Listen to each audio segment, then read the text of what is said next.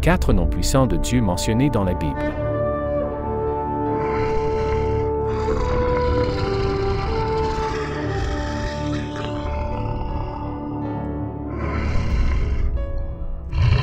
Numéro 1, Yahweh.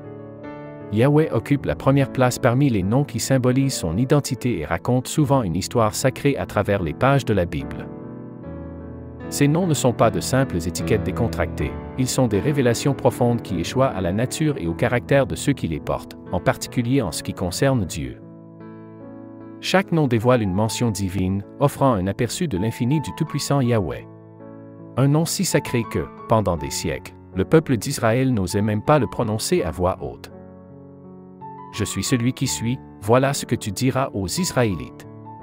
Je suis m'a envoyé vers vous, Exode 3 verset 14.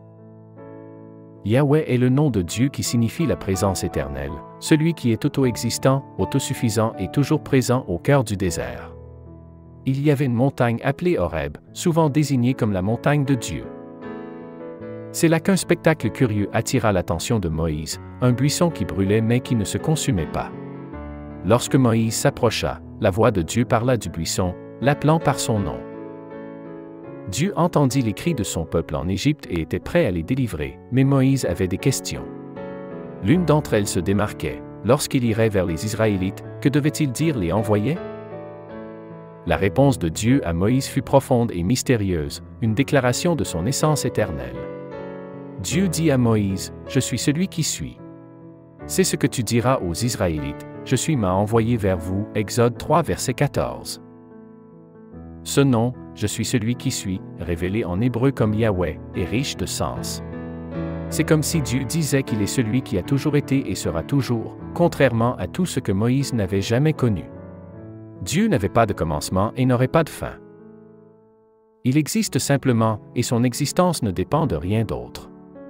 Le nom Yahweh n'est donc pas simplement un nom, c'est une affirmation de la réalité selon laquelle Dieu est vivant, toujours présent et immuable, quelles que soient les épreuves que le peuple d'Israël a traversées ou traversera. C'était d'une grande importance car cela signifiait que leur Dieu n'était pas comme les dieux de l'Égypte, représentés par des idoles ou des éléments de la nature qui changent et disparaissent.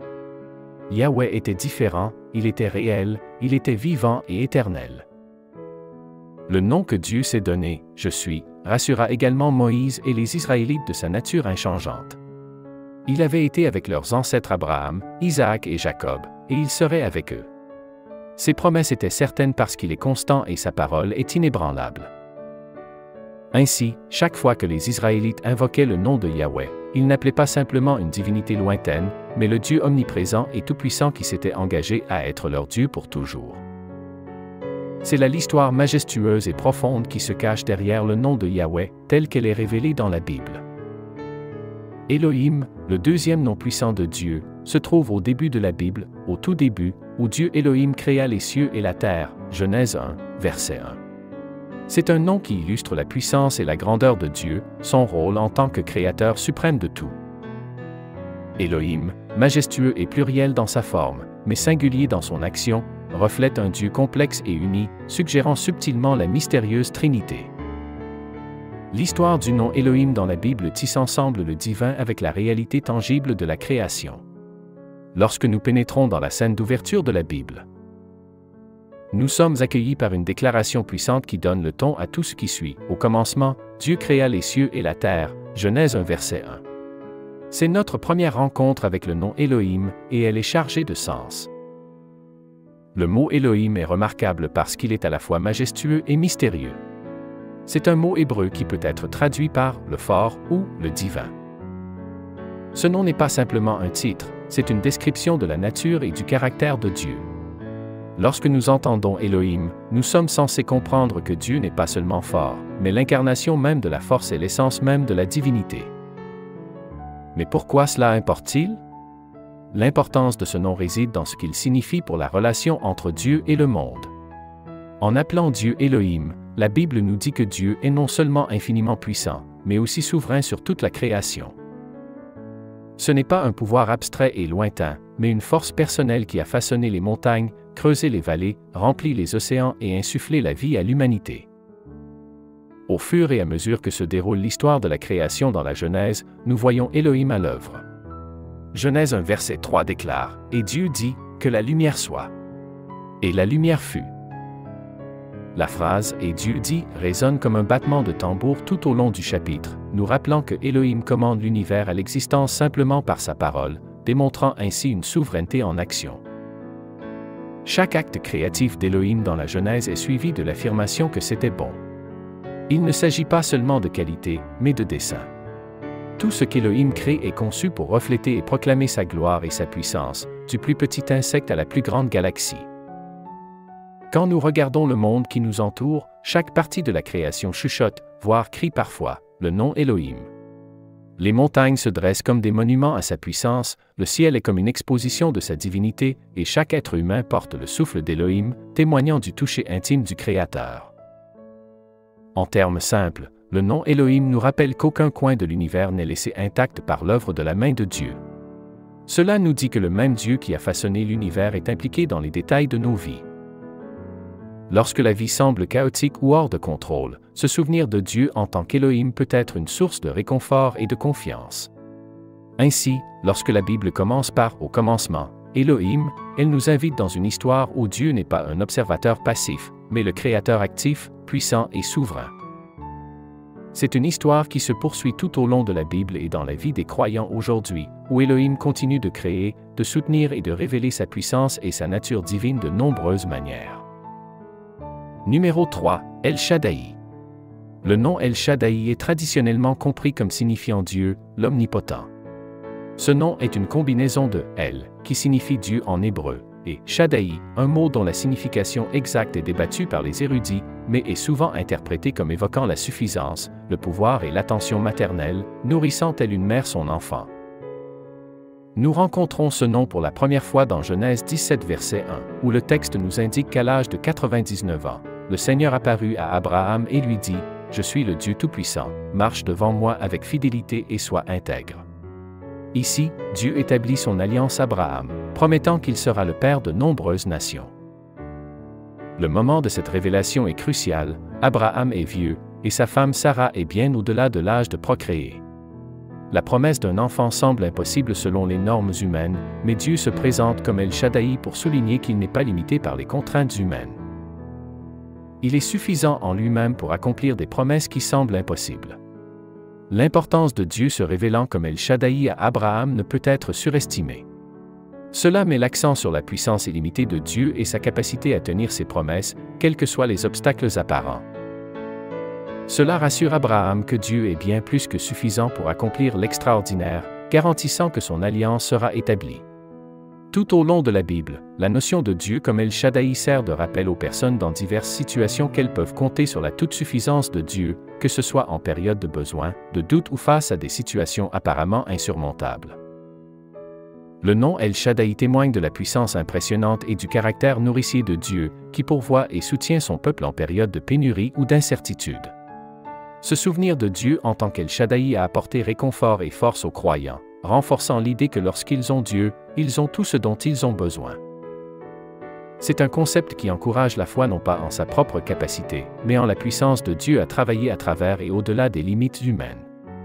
La révélation à Abraham devient un fondement pour la foi de nombreuses générations, une déclaration selon laquelle, quelles que soient les circonstances, la présence et la provision de Dieu sont suffisantes pour répondre à tous les besoins. Lorsque Dieu dit « Je suis El Shaddai », il affirme essentiellement « Je suis suffisant » et pour d'innombrables personnes à travers les âges et à travers les épreuves, cela a été une source d'espoir durable et de confiance inébranlable. Numéro 4, Adonai. Le nom Adonai émerge avec honneur et signification. Ce titre pour Dieu, se traduisant par « maître » ou « propriétaire », est plus qu'une simple identification, c'est une fenêtre ouverte sur la relation dynamique et inspirante entre le Créateur et sa création.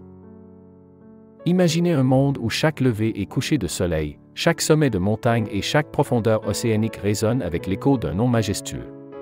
C'est le monde où le nom Adonai est prononcé à voix basse et à voix haute avec le même sentiment puissant. Prenons une promenade à travers le psaume 8 verset 1, où le psalmiste s'écrie en adoration « Ô Seigneur, notre Seigneur, que ton nom est magnifique dans toute la terre ». Ici, le psalmiste utilise deux noms distincts pour Dieu. Le premier, Seigneur, est en majuscule, ce qui, dans nos traductions anglaises, correspond à Yahweh, le nom sacré et non prononcé de Dieu, signifiant sa nature éternelle et auto-existante. Le deuxième, Seigneur, est Adonai, reflétant notre reconnaissance personnelle de l'autorité de Dieu sur nous. L'importance d'Adonai peut être comparée à la relation entre un serviteur dévoué et un maître bienveillant. À l'époque où la Bible a été écrite, un serviteur regardait son maître pour la provision, la protection et la guidance. Le maître, à son tour, prendrait soin et régnerait sur les serviteurs avec bienveillance et justice. Lorsque nous appelons Dieu Adonai, nous reconnaissons qu'il est notre autorité ultime, celui qui pourvoit à nos besoins, nous protège et guide nos chemins. En tant que sujet ou serviteur de Dieu, le nom Adonai nous rappelle notre place dans la grande conception. Nous ne sommes pas des errants sans but sur la terre, mais des créations chéries sous la règle affectueuse du Maître de l'univers. Le livre d'Isaïe nous le rappelle en disant « Et maintenant, ô Seigneur Adonai, tu es notre Père, nous sommes l'argile, et tu es notre potier, nous sommes tous l'ouvrage de tes mains. » Isaïe 64 verset 8. La reconnaissance de Dieu comme Adonai porte également en elle un sentiment de réconfort et de sécurité, c'est savoir que nous appartenons à quelqu'un de plus grand que nous, qui tient le monde entre ses mains. Nous voyons ce sentiment répercuté dans le livre de la Genèse, lorsqu'Abraham s'adresse à Dieu comme Adonai avant d'oser intercéder pour la ville de Sodome, Genèse 18 verset 30. Appeler Dieu Adonai est un signe d'humilité, mais cela nous élève aussi, car c'est un nom qui nous lie au dessein divin et à la sollicitude. Il nous enseigne que chacune de nos actions, chaque décision, doit être prise à la lumière de sa domination et avec pour objectif de le servir et de le glorifier, lui qui est le propriétaire légitime de toutes choses. En essence, Adonai n'est pas seulement un nom, mais une déclaration de notre foi, une affirmation de notre loyauté et un engagement de notre amour envers celui qui, dans sa majesté, dont les cieux les plus élevés et le cœur humain sont sa demeure. C'est ainsi qu'à lui soit toute la gloire, l'honneur et la magnificence. Cette déclaration transcende les limites du langage humain, exprimant un profond respect et une adoration infinie envers le Créateur de l'univers. En proclamant cette louange, nous reconnaissons la grandeur incomparable de Dieu et son rôle souveraineté dans nos vies.